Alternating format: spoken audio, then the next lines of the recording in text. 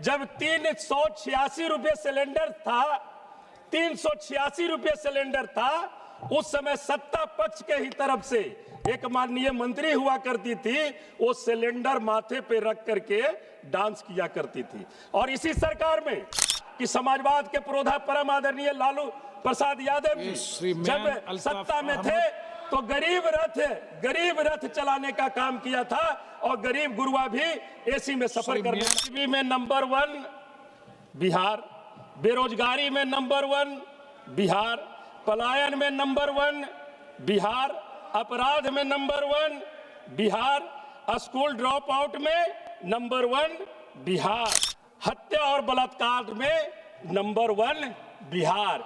ये है double engine की सरकार। धन्यवाद सभापति महोदय। माननीय वित्त मंत्री महोदया जी ने 9वां बजट पेश किया और हमें याद है महोदय कि जब ये सत्ता में आए थे तब उन्होंने कहा था कि पुरानी सोच बदलेगी, प्राथमिकताएं बदलेगी और आम आदमी के जीवन में वास्तविक परिवर्तन आएगा। महोदय, यह 2026-27 के बजट को देखकर प्रश्न उठता है, क्या बदला और किसके लिए बदला? इस बजट में जहां एक ओर बड़े बड़े पूंजीगत आंकड़े दिखाए गए हैं, वहीं दूसरी ओर शिक्षा, स्वास्थ्य, कृषि, आपदा, ग्रामीण विकास, राज्यों और सामाजिक क्षेत्रों से जुड़ी अहम मदों में कटौती की गई है।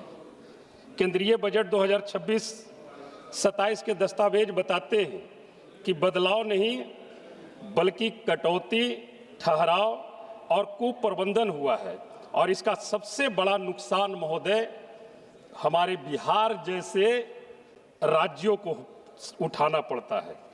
यह बजट विकास का विजन नहीं है बल्कि बिहार के युवाओं, किसानों, श्रमिकों और छात्रों के लिए निराशा का दस्तावेज है। मैं सरकार से पूछना चाहता हूं, बिहार के लिए अमृत काल कहां गए महोदय? मैं जानना चाहता हूं। कुछ ही दिन पहले चुनाव संपन्न हुई बिहार में, डबल इंजन की सरकार डबल डिजिट में, डबल सेंचुरी में 203 सीट पर जीत के आती है। और जब चुनावी घोषणा में जब उन्होंने कहा कि हम आएंगे तो जातीय गणना हम कराएंगे, और इस बजट में जातीय गणना पर किसी प्रकार का कोई भी बजट प्रस्तुत नहीं करना, यह बड़ा दुर्भाग्य की बात है महोदया।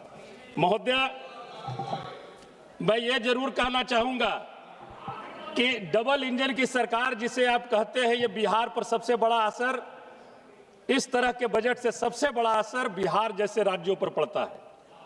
और बिहार मैं बता दे रहा हूं, गरीबी में नंबर 1 बिहार, बेरोजगारी में नंबर 1 बिहार, पलायन में नंबर 1 बिहार, अपराध में number 1 Bihar, school drop out में नंबर 1 बिहार, देश में सबसे कम प्रति व्यक्ति आय बिहार, देश में सबसे कम प्रति व्यक्ति निवेश बिहार, देश में सबसे कम उद्योग धंधे बिहार में, देश में सबसे कम साक्षरता दर बिहार में, छात्र छात्राओं के उत्पीड़न में नंबर 1 बिहार, हत्या और बलात्कार में नंबर 1 बिहार।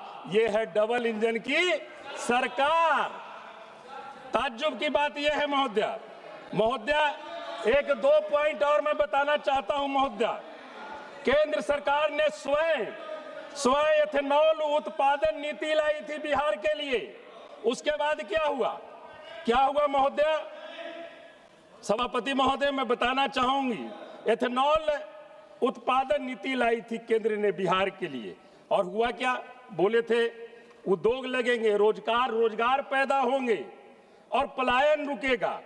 बड़े पैमाने पर 2025-26 में बजट में तेल विपणन कंपनियों द्वारा बिहार की एथेनॉल इकाइयों का खरीद आवंटन लगभग 50% घटा दिया गया महोदया, जिससे 17 संयंत्र बंद होने की कगार पर पहुंच चुके हैं और कुछ ने उत्पादन भी रोक दिया है। परिणाम स्वरूप 25,000 से अधिक श्रमिकों की नौकरी खतरे में है और 15 लाख मक्का किसानों को मिला सुनिश्चित बाजार टूट चुका है। इस तरह की नीति से ये केंद्र सरकार की बजट चलती है। महोदय, मैं जरूर कहना चाहूंगा, बेरोजगारी की बात आती है। ये जब 2014 में पहली बार सत्ता में आए थे तो इन्होंने वादा किया था कि हम बेरोजगारी को दूर करेंगे, हम महंगाई को खत्म करेंगे, आप हमें सत्ता में लाओ। और सत्ता में जब देश की जनता ने लाई तो बेरोजगारी तो छोड़ दीजिए, महंगाई भी चरम सीमा पार कर गई। हमें याद है 2014 में जब 386 रुपये सिलेंडर था, 386 रुपये सिलेंडर था, उस समय सत्ता पक्ष के ही तरफ से एक माननीय मंत्री हुआ करती थी, वो सिलेंडर माथे पे रख करके डांस किया करती थी। और इसी सरकार में 1100 रुपये सिलेंडर हुआ।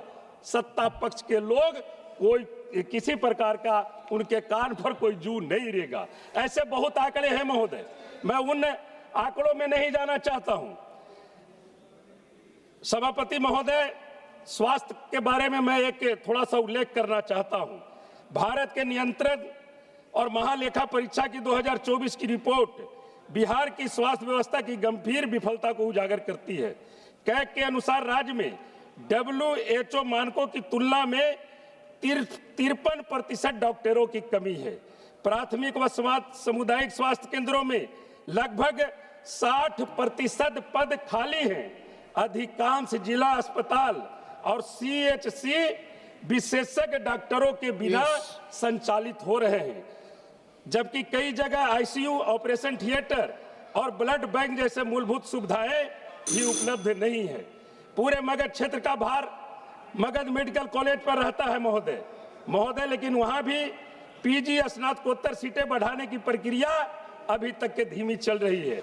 हम एक दो बातों का और जिक्र करना चाहेंगे महोदय। माननीय वित्त मंत्री महोदया जी ने कहा कि हम 25 करोड़ देशवासियों को गरीबी रेखा से ऊपर उठा करके लाए हैं। वो आंकड़े कहां हैं महोदय? कैसे आप उठा करके लाए? आप पिछले बजट में आपने कहा कि 75 से 80 करोड़ BPL धारी परिवार को हम 5 किलो अनाज देने का काम करते हैं, और इस बार आप एक साल में 25 करोड़ BPL धारी परिवार को आप ऊपर उठा करके लाए हैं। तो मैं तो कहूंगा कि राज्यभाई, इसका आंकड़ा भी पूरी तरह से प्रस्तुत आपको करना चाहिए महोदय। मैं तो जरूर कहना चाहिए। 1 मिनट महोदय, मैं एक मांग आपसे करना चाहता हूं। माननीय वित्त मंत्री महोदया जी, आप जिन्हें BPL को 5 किलो अनाज जो आप फ्री में आप देते हैं, आपके यहाँ डाटा है, वैसे परिवारों से जो गरीबी रेखा से नीचे बसर करने वाले लोग हैं, उनसे GST टैक्स लेने का इस सरकार को कोई अधिकार नहीं है। उस परिवार को GST फ्री का एक आप कार्ड निर्गत कर दीजिए। रियल में आप गरीबी उन्मूलन की अगर बात करना चाहते हैं तो आप उन्हें GST फ्री का एक उन गरीब परिवारों को एक कार्ड निर्गत कर दीजिए। ये गरीबी उन्मूलन की बात होगी। माननीय सभापति महोदय, अगर मैं समाप्त कीजिए। एक सेकंड महोदय, एक इंपॉर्टेंट चीज है। पिछले वित्तीय वर्ष में भी इस पर चर्चा हुई थी। सुलभ और सुरक्षित यात्रा के लिए माननीय रेल मंत्री जी ने भी कहा कि जितने भी मेल एक्सप्रेस ट्रेन हैं उसमें जनरल बोगी कम से कम 4-5 बढ़ाई जाए। और हुआ भी था कि बढ़ाने की प्रक्रिया होगी, लेकिन अभी उस पर किसी प्रकार का इस बजट में भी सरकार के तरफ से किसी प्रकार का कोई प्रावधान नहीं किया गया है। ये इनकी गरीबी उन्मूलन है। हमारे देश के भी गरीब चाहते हैं कि सुलभ और सुरक्षित यात्रा हम कर सके। हमने कहा कि समाजवाद के पुरोधा परम आदरणीय लालू प्रसाद यादव जी जब सत्ता में थे तो गरीब रथ चलाने का काम किया था, और गरीब गुरुआ भी AC में सफर करने का काम करते थे। इसलिए हम माननीय वित्त मंत्री महोदया जी से एक आग्रह और करना चाहेंगे। ये हमारे सत्ता विपक्ष की ही आग्रह नहीं है, बल्कि सत्ता पक्ष के भी सभी माननीय सांसदों का अंदर से समर्थन है कि कम से कम लोकसभा में MP लैंड तो मैडम इस बार बढ़ा दीजिए। धन्यवाद। इतनी महंगाई में बहुत बहुत धन्यवाद। मियां अल्ताफ अहमद।